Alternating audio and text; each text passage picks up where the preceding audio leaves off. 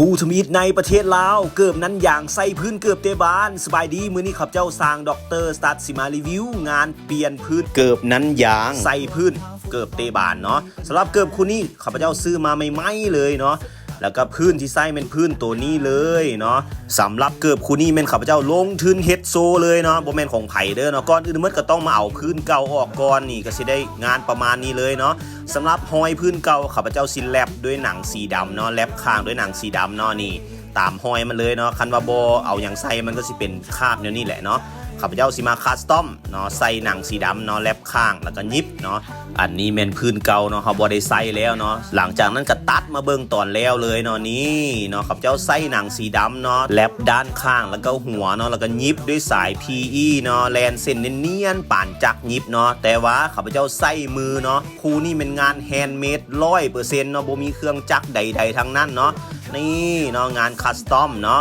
หลายคนอยากเห็นเนาะแต่ก็บ่มีโอกาสได้เฮ็ดข้าพเจ้าเลยลงทุนเฮ็ดเองเลยซะเนาะต่างเฮ็ดโซเป็นคอนเทนต์เลยนี่หลังจากนั้นก็เอามายิบด้วยสาย PE คู่เนาะบอกไปเลยว่าโคตรแจ่มนะนี่นะเนาะไผอยากเท่ก็ทักมาเด้อเนาะคู่นี้เบอร์40บ่มีเจ้าของเนาะเฮ็ดโซซื่อๆเนาะเฮ็ดโซ FC ของซ่องดรสตัดเนาะอยากบอกทุกคนว่าสร้างดรสตัดก็บ่เป็น2ห้องไผเด้อเนาะเฮ็ดได้เหมือนนั่นแหละเนาะแต่ว่าคนน่ะสิลงทุนเฮ็ดบ่เนาะสำหรับเกิบคู่นี้นี่บอกไปเลยว่าราคาแพงเติบเนาะไผที่ว่าอยากเป็นคนเดียวในลาวเนาะก็สามารถทักมาสอบถามได้เนาะเท่นะเนาะโคตรเท่เว้าง่ายๆซะเนาะคู่นี้เบอร์40เนาะแต่ว่าแนะนำคนที่ใส่เบอร์41 42พุ่นแหละเนาะนี่โคตรเท่นะเบิ่งแล้วก็เท่เนาะเฮ็ดแล้วก็บ่อยากขายซ้ำนี่นะเนาะแต่ว่าใครสนใจก็ทักมานี่ให้เบิ่งจะแ